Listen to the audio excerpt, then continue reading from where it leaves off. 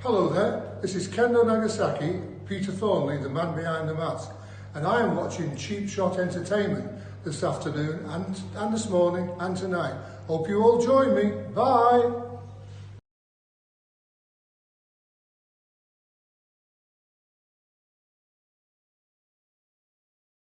Promotional consideration paid for by the following.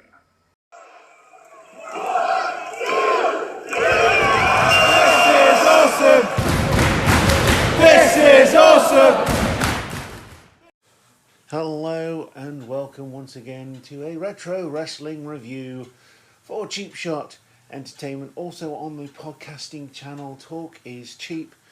As ever, I am your host Luke and you are the Cheap Shot Nation, and we're zooming through the year 2004 with a pay-per-view that has come back after 4 years of absence. The last chance it had to appear was obviously in WCW before it was bought by Vince McMahon and became pretty much extinct. We still do have the Great American Bash now. It is part of NXT rather than the main roster, but back in 2004 they brought it back. And you had people featured such as John Cena, Kurt Angle, JBL and Eddie Guerrero on this card. The main narrative of which is Americans are better than everybody else, and even the opening promo was the pledge allegiance to the flag, said by kids. Yeah, okay, America. So it took place 20 years ago to the day. That is the 27th of June 2004. Was a SmackDown exclusive and attended by a mere 6,500 fans in Virginia.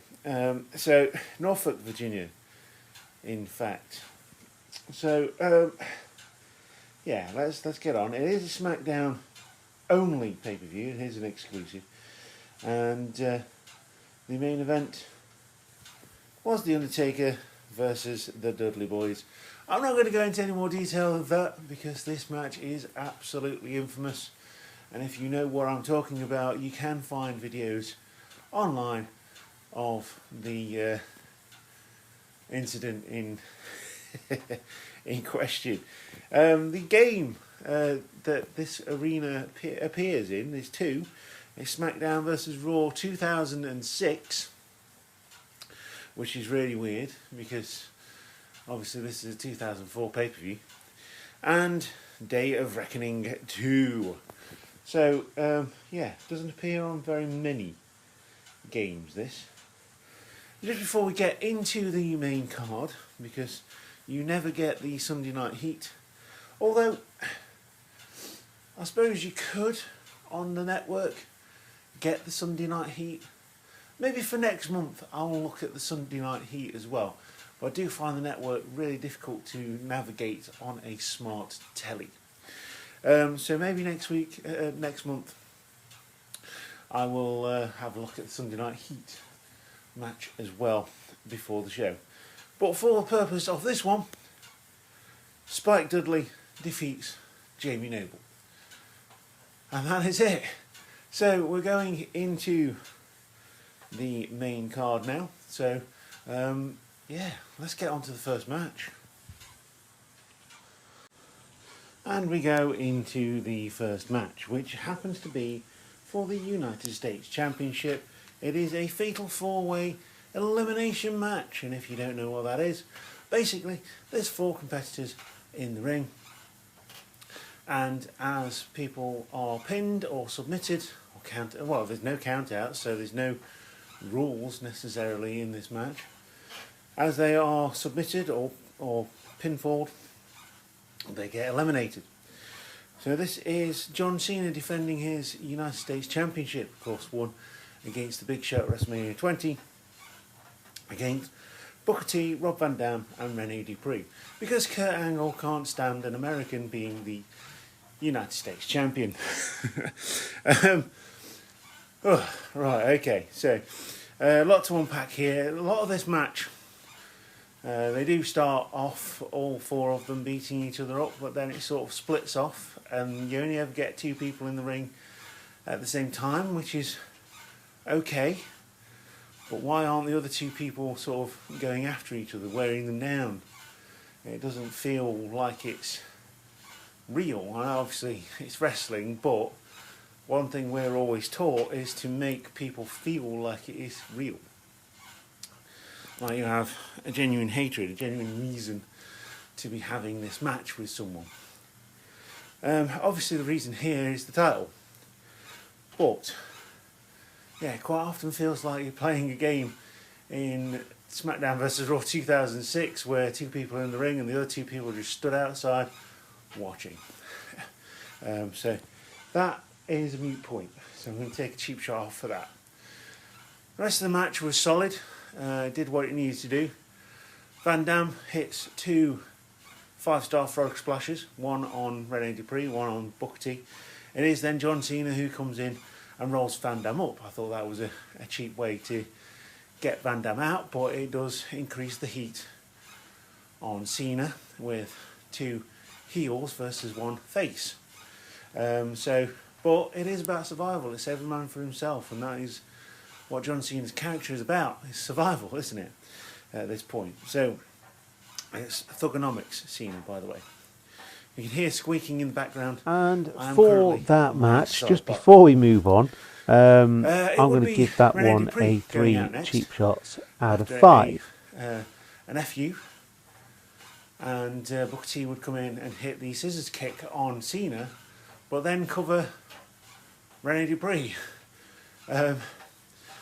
who had time to sort of recover from that. So I don't know if that sort of went a little bit wrong, but Rene Dupree goes out next, and we then get the one-on-one, and this is where the match starts to shine a little bit. You've got John Cena, who is a young up-and-comer at this point. He's done amazing things so far, and obviously veteran in Booker T, the last ever WCW champion. So yeah, it gets a little bit better from here, and John Cena hits the FU on Booker T to retain his championship after a hard-fought third act of this match. Now, like I said, it kind of feels like I'm playing a game in SmackDown vs Raw 2006. So it's, like I say, often someone standing round, which is not great. You know, as a visual, you want people to go after each other, right? So, with John Cena retaining, that was definitely the right decision. I'm going to give this match 3 cheap shots out of 5. Cena retains and does all of the eliminating apart from Rene Dupree. We've also been joined by Tilly the dog. Hello, Tilly. Hello. If you love dogs, make sure you subscribe to the channel. So we'll move on to the next match, and it is a filler match between Luther Reigns and Charlie Haas. Straight after the match, John Cena is celebrating his victory, walks past Charlie Haas and Miss Jackie. Miss Jackie then proclaims that he's done a good job tonight. John Cena then proceeds to hit on her, even though Charlie Haas is hitting on her as well. He does nothing. So at that point, they carry on flirting with each other, and Kurt Angle rolls in with his broken leg in his wheelchair and says, "You used to be something. You used to be my protege, and I don't know how you've fallen off the wagon." Charlie Haas immediately comes back and says, "I don't care." So, "You should care, because I've got a bigger, badder protege, and you're going to wrestle him next." That bigger, badder protege is Luther Reigns.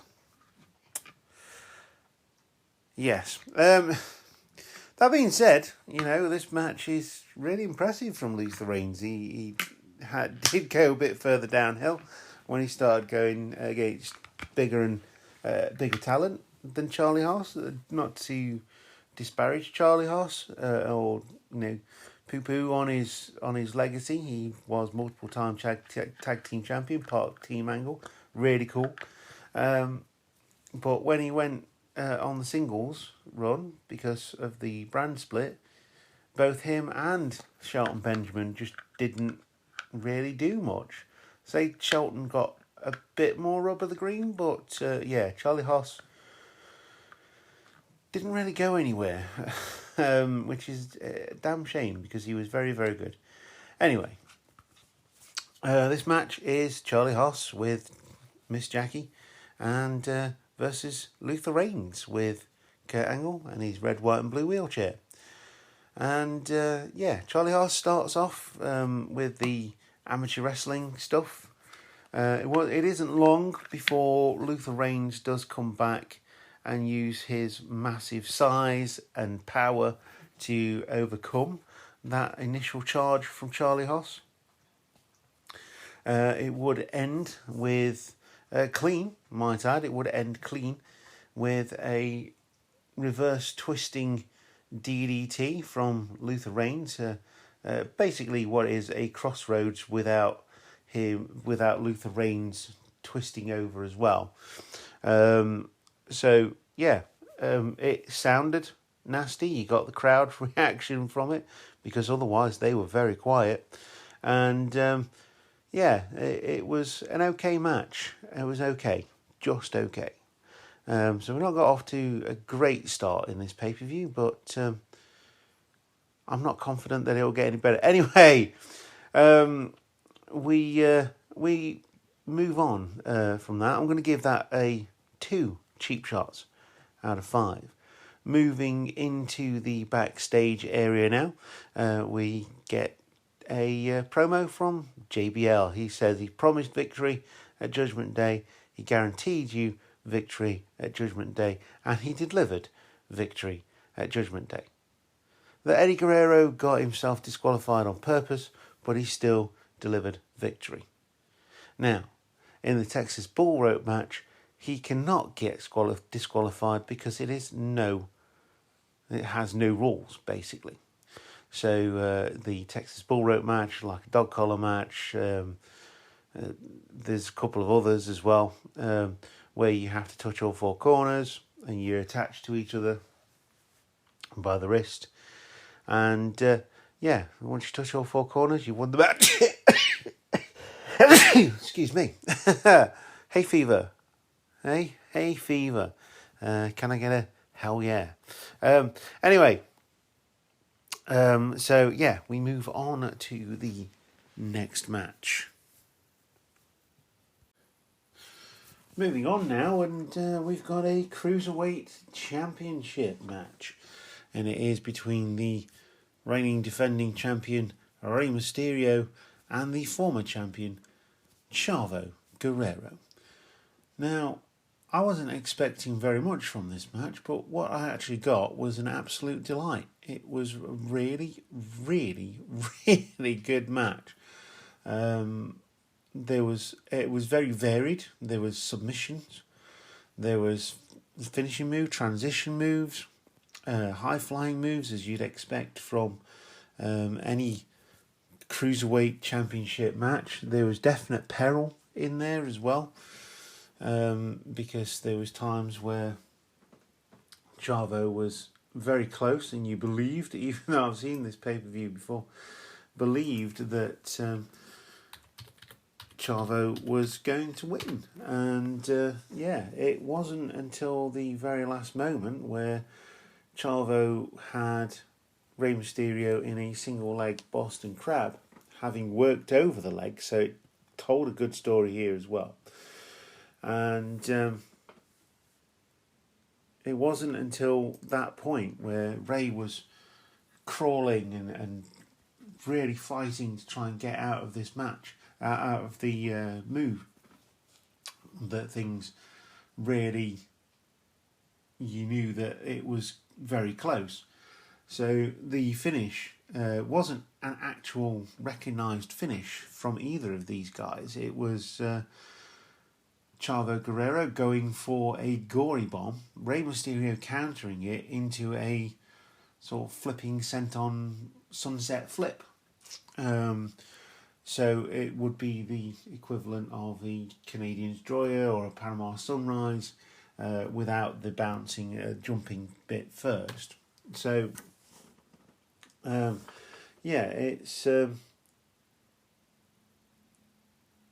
case of, yeah, it's like a really good match. If you're going to go back and watch one match out of this pay-per-view so far, it would be this one. I would highly recommend this to anyone who is training to be a wrestler, who is on the smaller side, who wants to do the sort of high-flying cruiserweight stuff. This is the one. This is a really, really good match. Not only accomplished in the mat wrestling side, but also, like I say, very varied in what it did. And like I say, it told a great story. I'm going to give this one a very respectable 4.5 cheap shots out of 5. I very much enjoyed this, and it could be the peak of the pay-per-view. It could very well be downhill from here, but we've still got the bull rope match. We've still got a couple of singles matches and a divas match as well, because they were divas then. So yeah, let's move on, shall we? And moving on to the next match now, it is Kenzo Suzuki, as Jim Ross would say later on down the line, versus Billy Gunn. Kenzo has come into monstrous fanfare. The next big thing, a bit like Mordecai. All these new faces coming in, which is great. But Kenzo, whilst decent, he was very generic. It's like, oh, yeah, we need some more foreign talent. Let's get some from Japan, and we'll call him Kenzo Suzuki. Let's name him after 2 brands. Yeah, one clothes and one a car. Anyway, he defeats Billy Gunn with a very mediocre move, shall we say, but nonetheless he defeats Billy Gunn, and again, nothing to write home about with this match. Billy Gunn obviously looking decent at the time, having just come out of the DX thing, not too much before this really, and yeah, he's looking good. This was before the Billy and Chuck thing, so yeah. But the match itself, 2 cheap shots out of 5. Again, like I say, nothing to write home about. But it's just going to get sadly worse from here, because next we have Sable and Tori Wilson. They even get a promo package to say how much they hate each other and how much Sable is jealous of Tori Wilson because she is on the cover of the Divas magazine. Yeah. To be fair to both these ladies, you can tell that they have been in training, just not been given enough time, because obviously the women's title at this point is on Raw exclusively, and the cruiserweights are on SmackDown exclusively. So there's not much reason for these ladies to be on a pay-per-view match, but I suppose it does need breaking up, and you do need to have that representation on a pay-per-view, because they didn't have any actually trained women's wrestlers on SmackDown, or at least not many of them anyway at this point. So yeah, again, another very mediocre match. There's some bits here, drop toe hold, that went wrong. I'm not even sure how you can do a drop toe hold wrong, but They missed it, and it looked awful. And it was more about ogling the two, which is really sad. Very, very sad state of affairs on SmackDown for the women's division in 2004. But again, there's not much to write home about here in terms of a match, because there wasn't really one. So I'm going to give this one 1.5 cheap shots out of 5. I feel like because they went out there and they did put on a match and they did try, that deserves the extra half cheap shot rather. But other than that, not great. We're spinning wildly out of control in this pay-per-view. But wait, there's more. Because next you have Mordecai, the guy who is basically the negative version of The Undertaker, or at least trying to be. Everything's white, including his hair, going against Hardcore Holly. Now, Hardcore Holly is well known for his badassery, just wanting to beat up trainees. I'm not sure how that translates to badassery. I think it just a bit of a dick, but you know, yeah, this is a match. At least this did have some decent things in it. Hardcore Holly fighting as much as he could against Mordecai, but they were really pushing Mordecai at the time.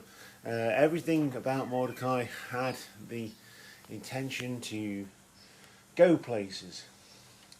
When you watch the pay-per-view, whether this was his music or not, his music kind of killed the thing for me. It could have been more in keeping with the character. He's like a dark angel, supposed to be a messenger from God to strike vengeance upon thee, that kind of thing. But his music is very heel and generic. Yeah, that part kind of took me out of the entrance and out of the character, really. I'm going to give this another go, but yeah, that's it. It comes down with the staff, puts it in a block. Looks really cool, you know, a bit like the Drew McIntyre with the sword. He had the stone to put it in, didn't he? But yeah, this is nowhere near Drew McIntyre levels. But Mordecai would eventually win with kind of like a well, it was just a oh no, it wasn't. It was a basically a razor's edge. It was a crucifix bomb on Hardcore Holly, who would succumb and be Mordecai's next victim. I'm going to give this one 2 cheap shots out of 5. Again, not great, serviceable, just a match in terms of what SmackDown had to offer. And then we get onto the double main event,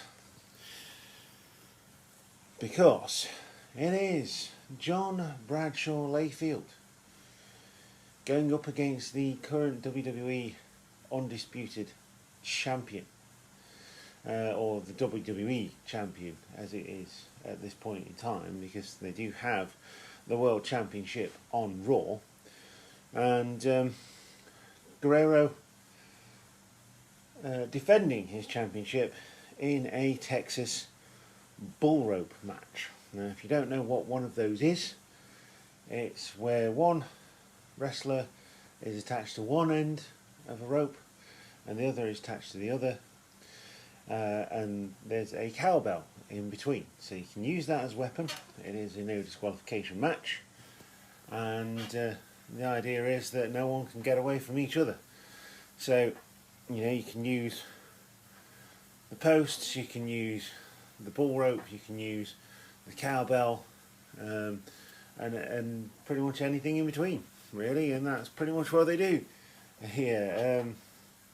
There's also a rule which I thought was interesting, whereas if you physically, noticeably try and take the rope off your wrist, then you are disqualified and lose the match, which is a nice little touch.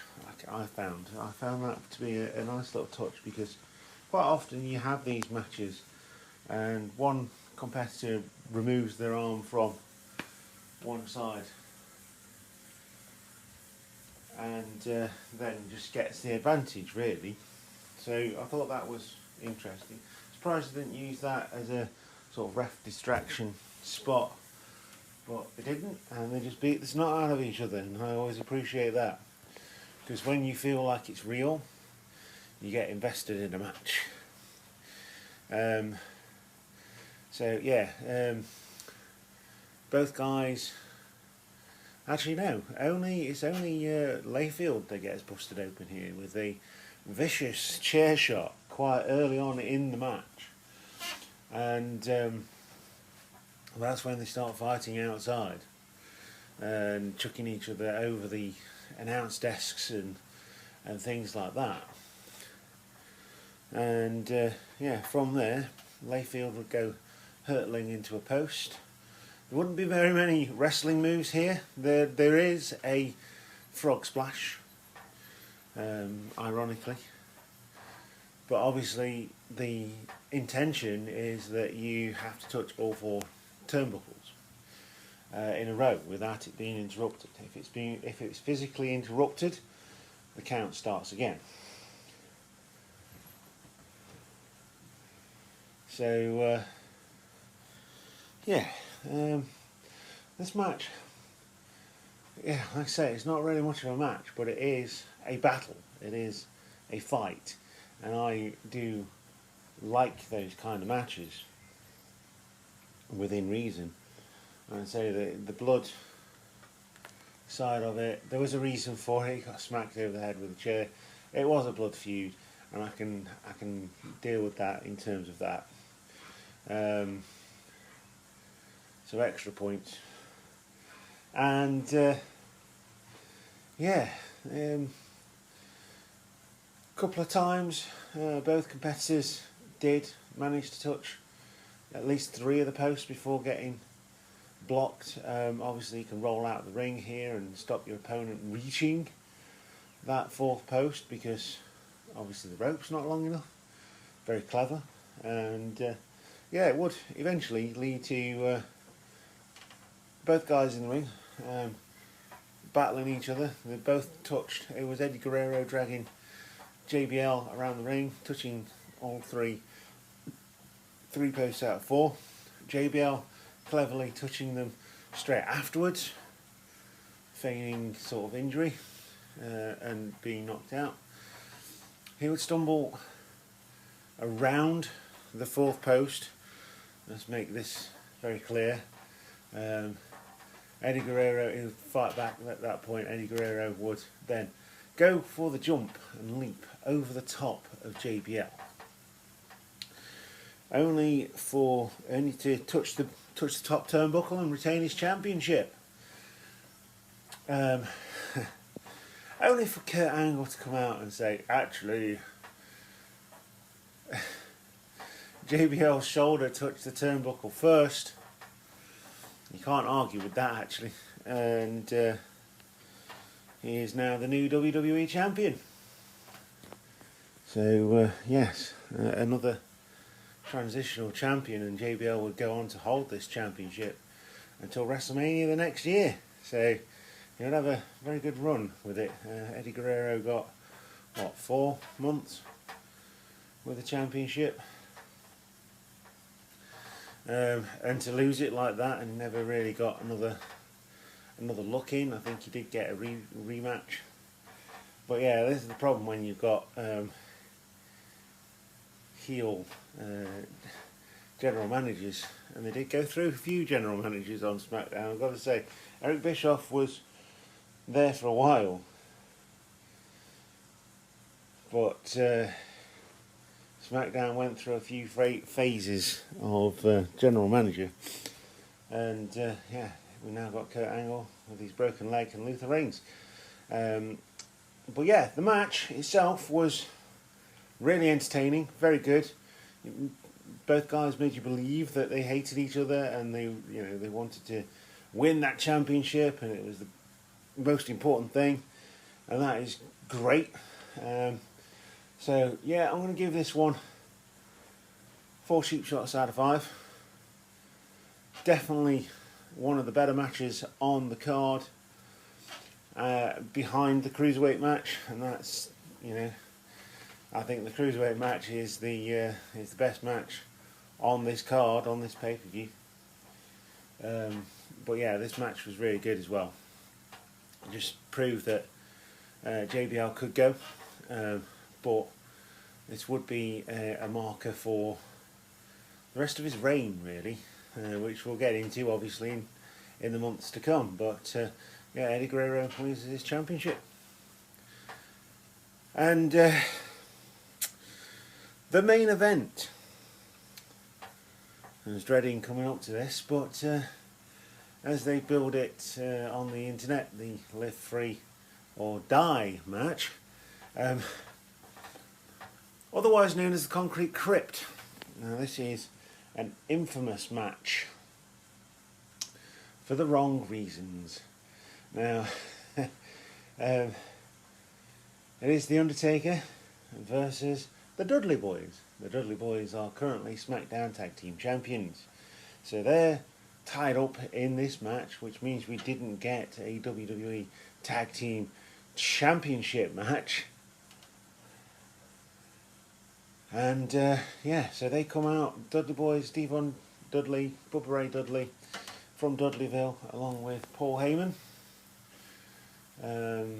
They come out, and you see Paul Bearer in a glass case with a cement mixer next to him.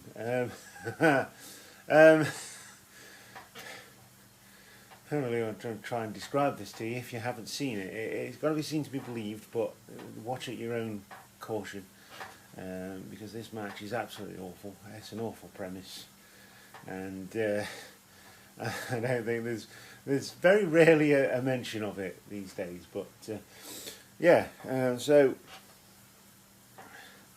basically the Dudley Boys kidnapped Paul Bearer. They've been torturing him, doing whatever, and they coaxed The Undertaker to do the right thing into this match, which he did. And you can save your manager, you can save your friend of 14 years in this match where your friend may die.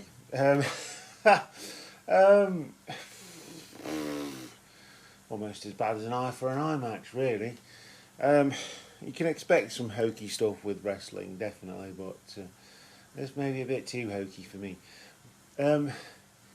Yeah, so Paul Bearer in the glass case with the cement mixer next to him, and Undertaker makes his entrance, and we immediately get Paul Heyman on the microphone. Now, I'll never really complain about Paul Heyman being on the microphone, but in this case it is bloody awful.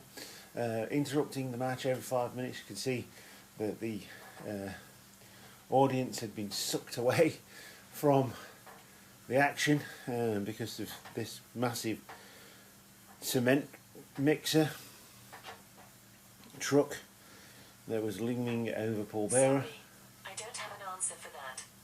Cheers. And yeah, the match again, it wasn't really much of a match. There was a few bits in there. I think the Dudley Boys were supposed to tag in and out, but the referee just gave in with that very quickly. There's a one point where Paul Bearer comes down to the ring. Undertaker sits up and goes for him. Paul Bearer's got the urn, so he's got the power over the Undertaker. And yeah, that's pretty much it. All the way through the match, every time Undertaker did something big, like old school or they made a comeback, Paul Heyman got on the mic. Bad dog, bad dog, bad dog. Train my big dog, that kind of thing. And he was pulling the lever to release the cement. So there's a bit of peril there. Oh no, the cement's coming up to his knees, it's up to his chest, that kind of thing. Realistically, I don't think any state would have signed this off. So who knows how they did it? It looks pretty real in terms of the concrete mix. I'm guessing they might have used oatmeal or something like that, but yeah, who knows? The trickery of the WWE. And the Undertaker would eventually win against the Dudley Boys and win the match. So not only have you buried the tag team champions on your brand by having them lose in a 2-on-1 handicap match, the next part would bury the brand even further after such a good start in 2002 by The Undertaker saying, "I'm sorry Paul, this is what I have to do," pulling the lever and burying his friend in concrete. Yes, you heard it right here. He buried Paul Bearer in concrete. I can't even give this match a rating. I'm going to give it a 0, and I think that's being fair. The match wasn't really a match. The concept was absolutely bloody awful, and although to hear it, you go, "Oh, what's that?" And it's that morbid curiosity, isn't it? But yeah, it's bad. This is not a good pay-per-view. I would not go back and give this pay-per-view your time. Apart from the Cruiserweight Championship match, it's pretty awful. So, not recommend the pay-per-view overall.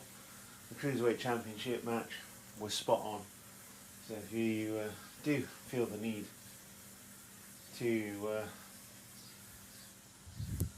watch a match on this card, Chavo Guerrero, Rey Mysterio, spot on. So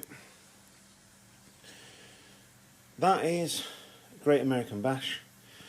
They brought it back to a lot of fanfare. So hey, we're bringing back this old pay-per-view. How cool is that? And it is cool, but yeah, I felt sorry for the fact that this classic pay-per-view name, Great American Bash, had to come back to this. Yeah, that's pretty much it. So, moving on now to the next pay-per-view. It is the Vengeance 2004, which is a Raw brand exclusive. If you remember, last year it was a SmackDown brand exclusive, I believe. And it was on July the 11th. And the main event was Chris Benoit versus Triple H. Of course it was. Why wouldn't it be? It's in Hartford, Connecticut. And yeah, we'll be watching that and talking through it later on this year, on July the 11th, incidentally. So yeah, if you enjoyed the pay-per-view rundowns, I've been doing it now for 4 years. Started in COVID, bit of a side project because I was a bit bored being furloughed, and trying to keep it going. It's takes time, obviously, so the more listeners I get, it makes it worthwhile doing, and I love watching the pay-per-views anyway. So yeah, hoping you're enjoying these thoughts on wrestling, and would say, much like I say with the movies, if you want to go and watch it, go and watch it. If you've got curiosity about it, you'll hear a lot of things about Great American Bash 2004 most of them negative, but hardly any of them talk about that Cruiserweight Championship match. I do feel like, you know, a bit like in actual human history, wrestling history sometimes needs to be watched to appreciate the stuff that we have now and how big wrestling is now, and the sacrifices that people made to make that happen. But yeah, we'll speak to you again on Vengeance Day on July the 11th. And I'll see you there. Thank you very much, wrestling fans, and goodbye.